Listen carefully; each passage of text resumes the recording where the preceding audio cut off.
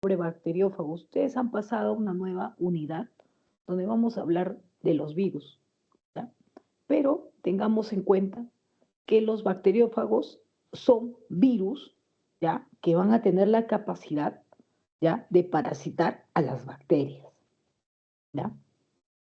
Algo importante es que los bacteriófagos son conocidos mucho antes de que se descubra la penicilina, ¿no? Antes que Alexander Fleming descubra la penicilina, nosotros ya conocíamos a los bacteriófagos, los humanos. Entonces, de esa manera es como trataban, ¿no? Algún tipo de infecciones o algunas infecciones bacterianas en este caso. ¿Ya? Luego de ello, cuando se inventó la penicilina, se dejó de utilizar o investigar a los bacteriófagos. ¿Ya? Con ello, después, los estudios más importantes, ¿ya? Que se ven con los bacteriófagos fueron evidenciados mediante dos científicos, ¿ya? Frederick Toad, ¿ya? En el año 1915, ¿ya? Que demuestran ellos que estos virus tienen la capacidad de infectar bacterias y de matarlas, ¿ya? Y desde esos estudios se iniciaron con mucho éxito y protocolos terapéuticos, sobre todo para tratar infecciones que eran resistentes. Siguiente. Muy bien, entonces, etimológicamente tenemos a la palabra bacteriófago, ¿no? Bacterio, que viene o representa a las bacterias, y fagos, que son devorador o devorar, ¿no? Entonces, son devoradores de bacterias, ¿ya? En este caso, son parásitos intracelulares obligatorios. ¿Qué quiere decir? Que ellos viven o necesitan para poder vivir, para poder metabolizar, ¿ya? Para poder metabolizar, ¿no? Y para que puedan generar sus mismas proteínas, sus lípidos, sus carbohidratos, sus ácidos, van a necesitar para vivir y lo hacen infectando bacterias, ¿ya? Tienen que vivir y tienen que multiplicarse al interior de las bacterias. ¿Y qué hacen uso? Haciendo uso de alguna o todas sus maquinarias biosintéticas, ¿no? Que lo vamos a ver más adelante, ¿no? Su ciclo de vida. Siguiente. Bueno, ahí tienen una foto donde observamos por microscopía electrónica, ¿no? Los bacteriófagos, ¿no? Es un bacteriófago muy común donde están invadiendo una bacteria, ¿no? La parte de acá es la bacteria y el bacteriófago es ese filamento con una cabecita media icosaédrica, como ustedes pueden observar, exactamente como está señalando el delegado, y tiene también una vaina o una espícula que está fijándose en la bacteria en este caso. Siguiente. Algo que tenemos que tener en cuenta es que también son llamados fagos, ¿ya? Bueno, ya lo vuelvo a repetir, son virus que infectan bacterias. Y muy importante es que estos pueden tener, ¿no? Poseen la mayoría ácido desoxirribonucleico, ¿ya? O puede ser ADN o ARN, que puede contener desde 5.000 hasta 500.000 pares de bases, ¿ya? Su tamaño oscila entre 20 a 200 nanómetros, ¿ya? Y se puede detectar en varios medios, por ejemplo, en el suelo, en el medio acuático, la población del microorganismo del intestino de los animales. ¿Por qué? Porque usualmente ya se han estado haciendo algún tipo de estudios, sobre todo en el uso, ¿ya?, de terapia antibacteriana multiresistente, sobre todo en las infecciones digestivas en animales, ¿ya? Siguiente.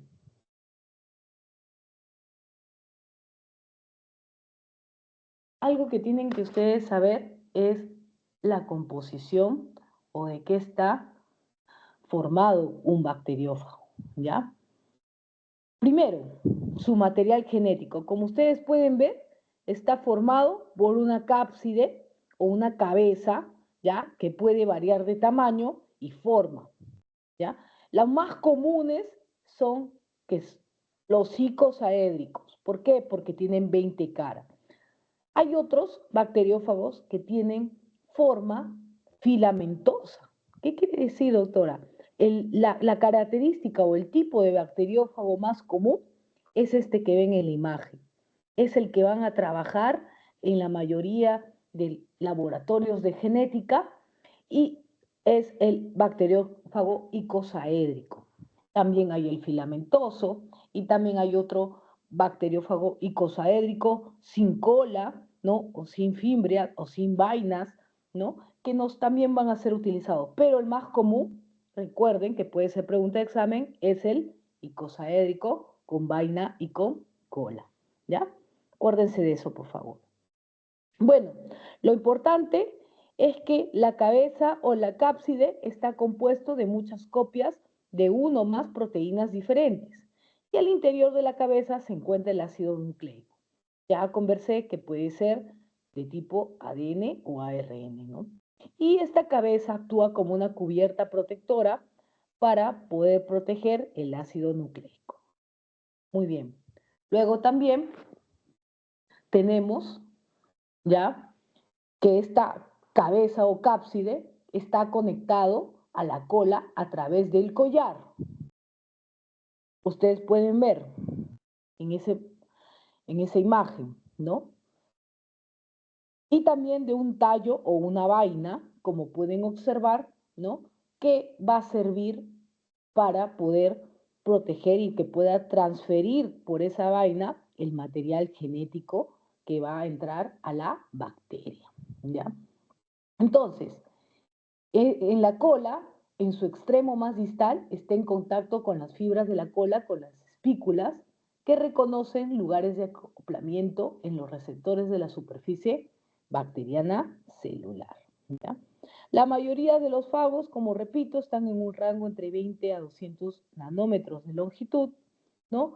Y muy importante es que la cola, como ustedes pueden observar en la diapositiva, tienen una cola unida a la cabeza del fago. La cola es un tubo hueco a través del cual el ácido nucleico pasa durante la infección. El tamaño de la cola puede variar y algunos fagos ni siquiera tienen la capacidad, ¿no? O no lo tienen, ¿ya? Y en los fagos más complejos, como este caso que es el T4, la cola se rodea con una cortina contráctil durante la infección bacteriana y al extremo de la cola, los fagos más complejos presentan una placa en la base, una o más dos fimbrias unidas a ellas, y esta placa de base y las fimbrias de la cola están involucradas en la unión de los fagos a la célula bacteriana. No todos los fagos tienen placas de base ni fibras de la cola. En tales casos existen otras estructuras que se ven asociadas en la unión de la partícula del fago de la bacteria. Miren, lo importante es que esta vaina, ¿no?, que ustedes observan en esta imagen, va a permitir que el ADN contenido o el ARN en este caso pueda ser transferido a través de la vaina, por dentro de la, ¿no? Y pueda pasar este contenido o material genético dentro de la bacteria. Así como pueden observar en la imagen de acá, ¿no? Ven cómo la bacteria, el fago, mediante sus fimbrias, ¿no?, se ha unido a la bacteria, se adhiere a la bacteria, luego hace una retracción, ¿no?, introduce el material genético que pasa por la vaina, ¿no?, y entra dentro de la bacteria. Siguiente, por favor.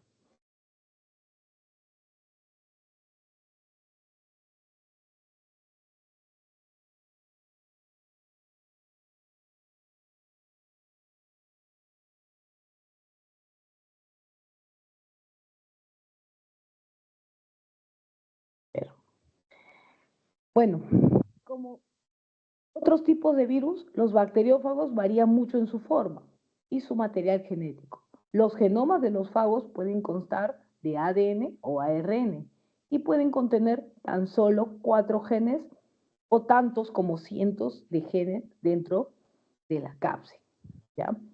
Repito, hay muchas clasificaciones de fagos, ¿ya? O muchos tipos de fagos, pero el más común es el que ven en la imagen, ¿ya? El que tiene la cabeza icosaédrica, ¿ya?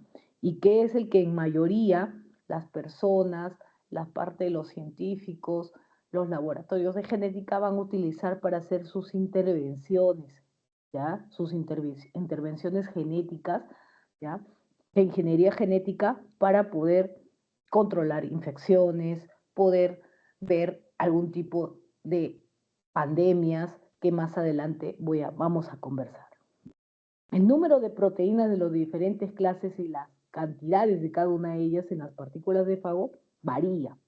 Y esto depende de la clase de fago que se trate.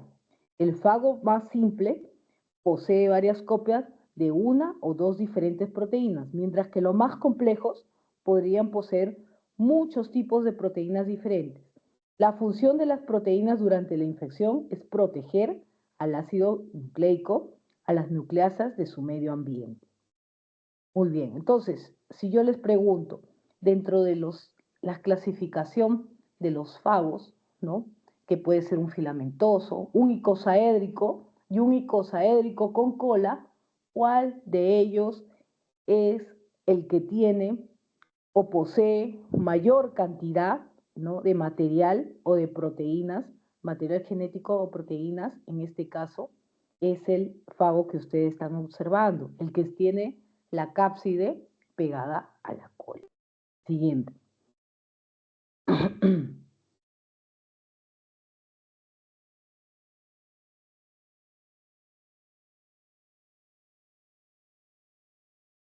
Muy bien. Entonces, para poder nosotros observar los ciclos de vida de los bacteriófagos, ¿ya? Vamos a tener en cuenta, ¿ya? Que para ellos necesitamos etapas, ¿ya?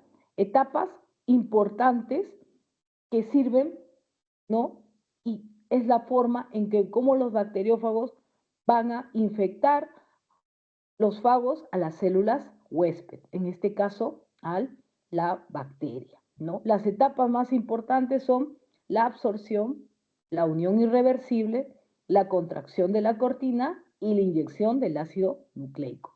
Todas estas etapas vamos a ver que tienen en común tanto el ciclo isogénico como el ciclo lítico, ¿ya? Que es el ciclo de vida del bacteriófago. Muy bien. Los bacteriófagos, como otros virus, deben infectar a una célula anfitriona u hospedera para poder reproducirse. Los pasos que componen el proceso de la infección se llaman colectivamente el ciclo de vida del fago.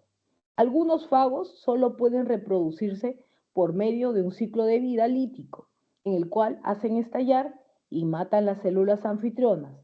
Y los otros fagos pueden alternar entre un ciclo de vida lítico y un ciclo de vida lisogénico, donde no matan a la célula anfitriona, sino que hacen copias junto con el ADN hospedero cada vez que se divide la célula. Por ejemplo, quien hace esto es el fago lambda, ¿ya? Que infecta a bacterias como son la Escherichia coli y pueden cambiar entre ciclos líticos y lisogénicos. A ver, ahora sí vamos a entender estos ciclos, ¿ya? En la siguiente diapositiva que va a proyectar su compañero, vamos a poder observar cómo son estos ciclos. Siguiente. Muy bien.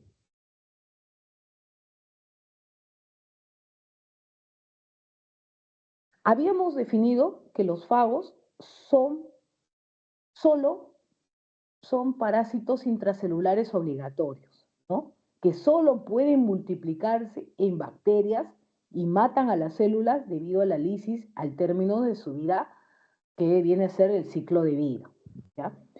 Dentro de ello, el ciclo de lítico, ¿ya?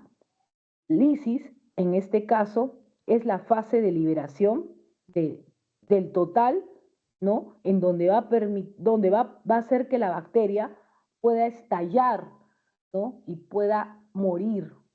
¿Por qué? Porque estos fagos que han sido reproducidos, ¿no? Van a obtener esta capacidad. ¿Y cómo es que pasa esto? El ciclo pasa de esta manera. En el ciclo lítico vamos a tener etapas. Una primera etapa es la absorción, ¿ya? O la etapa del acoplamiento, que son el acoplamiento de los receptores de la pared celular bacteriana para que el fago pueda entrar a la bacteria.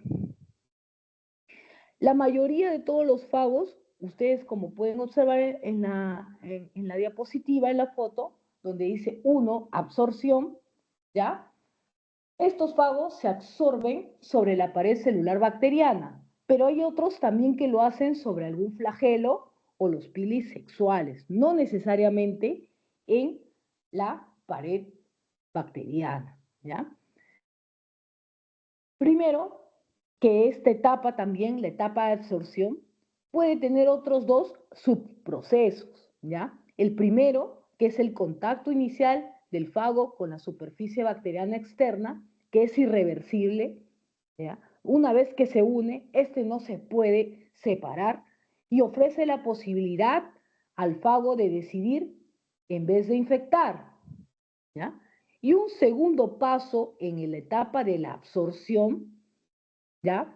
Es el segundo subproceso, que es en que el fago se une de manera irreversible a la bacteria, ¿ya? Entonces, en la etapa de absorción tenemos dos subetapas, ¿no? La primera etapa, el contacto inicial del fago, donde se une, ¿no? Y se pone en contacto con la superficie bacteriana externa, que es irreversible, pero ofrece la capacidad al fago de decidir en vez de infectar. Es decir, se puede quedar de esa manera, ¿no? Y no infecta. Pero en el segundo subproceso, ya el fago se une de manera irreversible a la bacteria. Y este proceso, este primer proceso de absorción, ¿ya? En el ciclo lítico del fago, es muy importante, ya que influye de manera determinante en las posibles infecciones del fago y de la bacteria, ¿ya? ¿Por qué? Porque de esta manera algunos fagos pueden sintetizar enzimas específicas como son las hidrolasas, las polisacaridasas o los polisacáridos liasas que tienen la capacidad de degradar cápsulas antes de interactuar con su receptor específico, ¿ya? Entonces, tenemos que esta primera etapa va a ser la unión del fago a la superficie externa de la membrana de la bacteria. Y luego viene la segunda etapa. La segunda etapa o el segundo proceso en el cual es la penetración, ¿ya? Importante, el fago, tras unirse a su receptor específico, forman un poro en la pared, ¿ya? En la pared celular de la bacteria e inyectan su material genético en la célula de la bacteria. Y entonces, de esta manera, se convierte en la segunda etapa de penetración. En este caso, el fago ha hecho retráctil la vaina, ¿no?, que posee dentro de su estructura del fago y inyecta el material genético, que puede ser ADN o ARN, ¿no? Y inicia la tercera etapa o el tercer proceso, que es la etapa eclipse. Durante la etapa eclipse, ¿ya?, las partículas del fago no infeccioso se pueden encontrar ya sea en el interior o en el exterior de la célula bacteriana. Importante es que el ácido nucleico del fago se apodera de la maquinaria biosintética del huésped y se le elaboran los ARN mensajeros y sobre todo las proteínas fago específicas. De esta manera, vemos cómo el fago inyecta su material genético, ¿no? Y luego, dentro de la bacteria, produce una alteración, ¿no? Y vemos cómo es que todo su material genético se desintegra, ¿no? En partes y comienza a ensamblar dentro otros pequeños fagos. Y es en esa etapa que pasa a la cuarta etapa, que es la etapa de ensamble. Importante. Etapa de ensamble o etapa de acumulación intracelular. En esta fase, el ácido nucleico y las proteínas estructurales de que están hechos se ensamblan y las partículas infecciosas se acumulan dentro de la célula.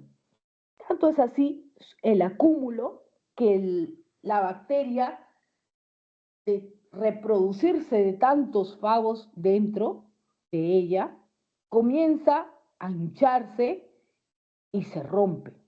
Y es así como es que matamos a esta bacteria, mediante el ciclo lítico. Siguiente. Bueno, luego tenemos del ciclo lítico, ¿no? Tenemos el ciclo lisogénico. Es importante saber que el ciclo lítico, a diferencia del lisogénico, es que permite que se reproduzcan fagos, pero no llegan a matar al anfitrión. Algunos fagos solo pueden utilizar el lítico, pero el fago lambda puede cambiar entre los dos ciclos, ¿no? Es decir, el ciclo de vida del fago lambda, en este caso, ¿no? Puede usar tanto el ciclo lisogénico y luego llegar al ciclo lítico, ¿no? Pero en el caso del ciclo lisogénico, tenemos que tener en cuenta que los bacteriófagos integran su contenido genético en los cromosomas de la bacteria en forma de un profago. Y ustedes se preguntarán, ¿qué es un profago, doctora? Los prófagos vienen a ser fagos inactivos, fagos que no tienen capacidad, en este caso, ¿ya? Para infectar, no infectan. Y este prófago, ¿ya?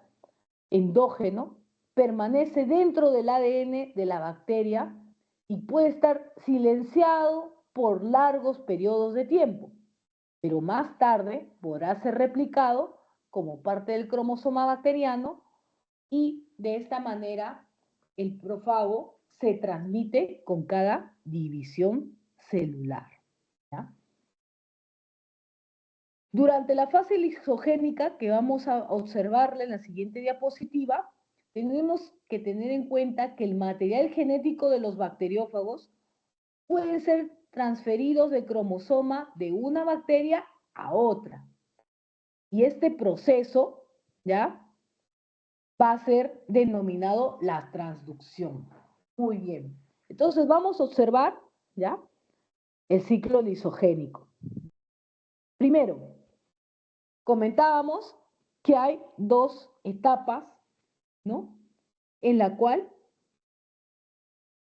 tanto el ciclo lítico como el lisogénico lo compartimos, ¿no?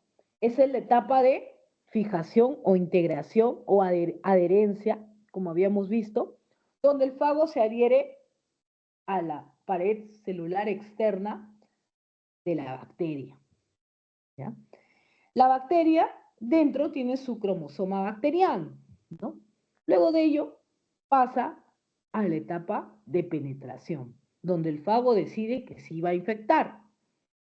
Entonces, el ADN del fago se inyecta y se penetra dentro de la célula bacteriana y comienza a integrarse. Pero en este caso, el ADN del fago se recombina con el cromosoma bacteriano, pero es un fago inactivo o también llamado un profago, ¿ya? Donde puede permanecer por bastante tiempo integrada a al cromosoma bacteriano, pero no va a producir ningún cambio genético, o ninguna mutación en este caso, ¿ya? Y va a continuar haciendo muchas células con prófago. Luego de esto, que pasa la etapa de la división celular, vamos a observar que el fago tiene dos tipos de alternativa: quedarse en el ciclo lisogénico o pasar al ciclo lítico, donde terminaría, ¿no?, la producción, por ejemplo, y la creación de más fagos y destruyendo de esta manera a la bacteria, ¿ya? Siguiente, por favor. No, Doctora, pero esas serían todas las PPTs. ¿Perdón? Esas serían todas las PPTs. Ya. A ver, nos quedamos acá. El ciclo lisogénico permite que un fago se reproduzca sin matar a su anfitrión. Algunos fagos solo pueden utilizar el ciclo lítico, pero el fago que estamos analizando, en este caso el lambda, puede cambiar entre los dos ciclos. El ciclo lisogénico, los dos primeros pasos son la fijación y la inyección de ADN, tal como sucede en el ciclo lítico. Sin embargo, una vez que el fago está dentro de la célula, no se copia ni se expresa inmediatamente para hacer las proteínas. En cambio, se recombina con una región particular del cromosoma bacteriano y esto hace que el ADN del fago se integre al cromosoma. Luego tenemos que el fago con el ADN integrado, llamado profago, no es activo, ¿ya? Sus genes no se expresan y promueve la producción de los fagos nuevos. Sin embargo, cada vez que una célula anfitriona se divide, el profago se copia junto con el ADN anfitrión sin hacer ningún esfuerzo alguno. Y el ciclo lisogénico, menos llamativo y menos violento que el ciclo lítico, pero al final del día es una sola manera de que el fago se reproduzca. En las condiciones apropiadas, el profago puede volverse activo y salirse del cromosoma bacteriano, lo que acciona los pasos restantes al ciclo lítico, copiando el ADN y sintetizando las proteínas y ensamblando nuevos fagos y produciendo la lisis. Miren, algo importante de hablar de los bacteriófagos es que antes eran olvidados, ¿ya? Eran prácticamente desde la creación de las nuevas fármacos, sobre todo el antibiótico, los antibióticos, los fagos ya no se utilizaban, ¿ya? Pero, como sabemos que ahora la resistencia bacteriana es un problema de salud pública, ya se está volviendo a utilizar en la ingeniería médica, en la ingeniería biomédica. ¿Para qué? Para tratar casos de infecciones resistentes, donde se crean, ¿no?, fagos con contenidos, ¿no?, que puedan mutar el material genético, en este caso del cromosoma bacteriano, y puedan eliminar de esta manera, haciendo lisis y captando a la siguiente bacteria que está dentro, ocasionando la sepsis en nuestros pacientes, ¿ya? Entonces, eso es un pequeño resumen, porque no los quiero de verdad complicar con todo esto, pero es muy importante que ustedes sepan las terapias que se hacen con los bacteriófagos, como es el caso del tratamiento de las resistencias bacterianas. Y muy importante también que sepan los dos ciclos, ¿no? Porque eso es algo que lo van a ver probablemente en la parte de farmacología, ¿no? Por eso lo tocamos en la parte de la microbiología. ¿Por qué? Porque van a hablar sobre la resistencia bacteriana. ¿Alguna duda, pregunta, chicos, de estas diapositivas? ¿Les ha quedado claro, por favor?